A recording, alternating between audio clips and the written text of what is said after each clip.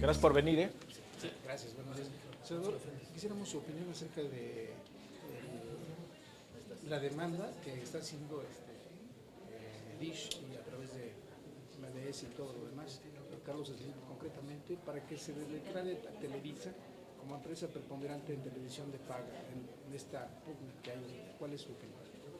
Bueno, ahí yo creo que lo que debemos hacer es que el IFETEL se pronuncie en la materia, es quien debe, es a quien sea designado dentro de esta nueva estructura en materia de telecomunicaciones que dictamina este tipo de cuestiones.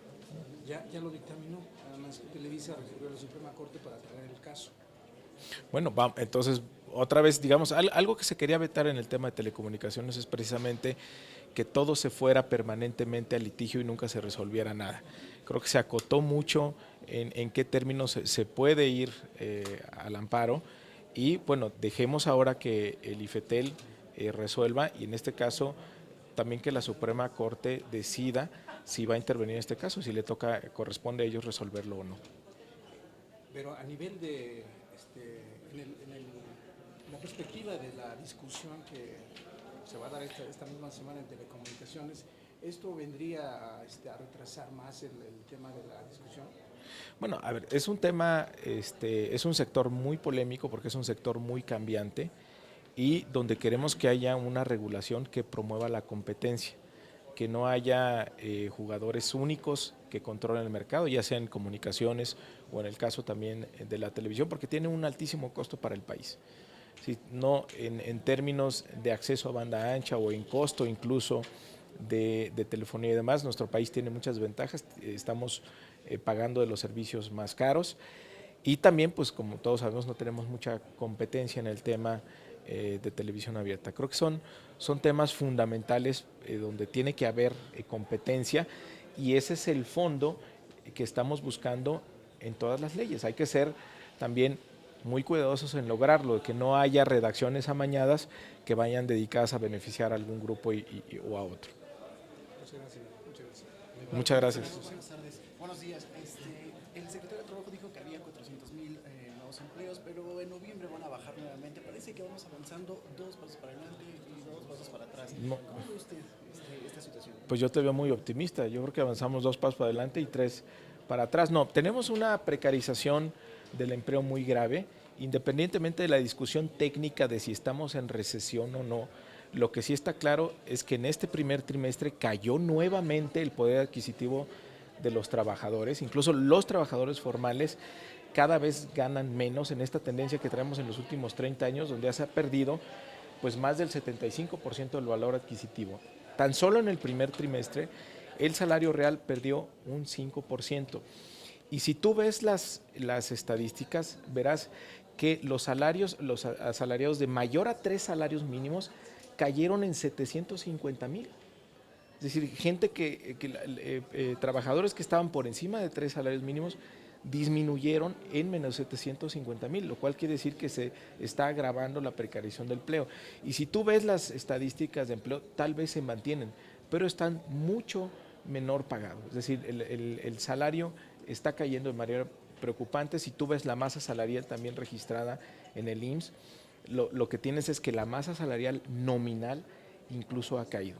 Sí, se está combinando el efecto perverso de la reforma laboral, que no está teniendo los resultados que dijeron sus apologistas, y con este estancamiento en el económico en el que estamos.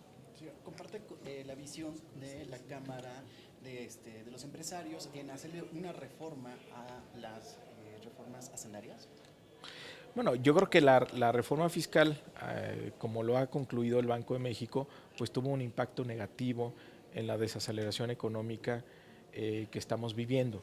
Y creo que me parece que lo que está mal es el modelo, es pensar que el simple hecho de darle más recursos al gobierno, sacándolo de los sectores productivos, vamos a tener un mayor crecimiento.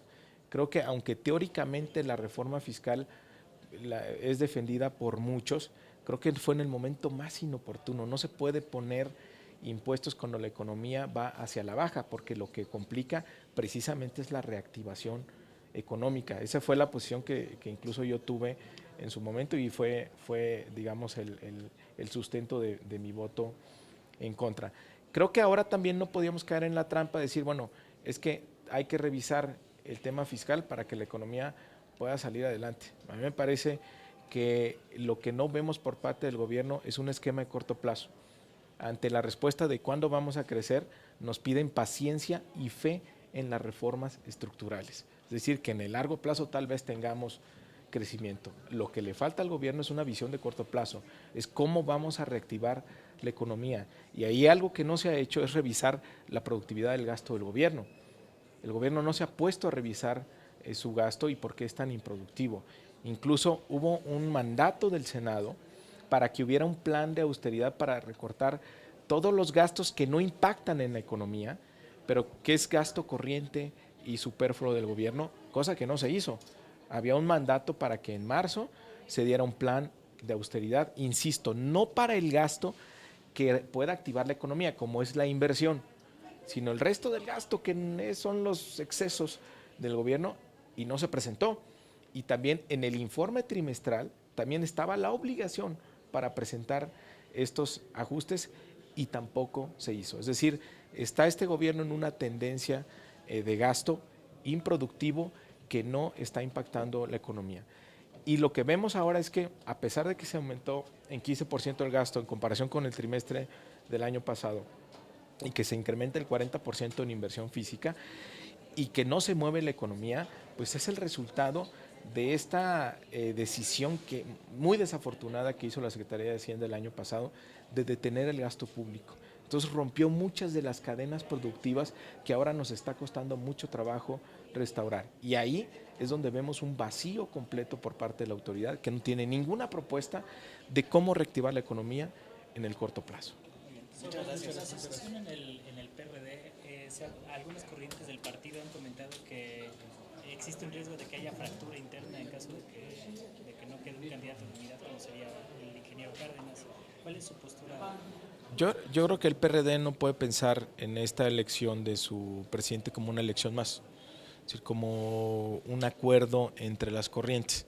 Creo que tiene que pensar un poco más allá, es decir, cuál va a ser la postura de la izquierda en el contexto actual de un gobierno que vemos que restaura todos sus hilos autoritarios del poder. Estamos claramente en una restauración autoritaria y ahí es cuál es el papel que quiere jugar el PRD.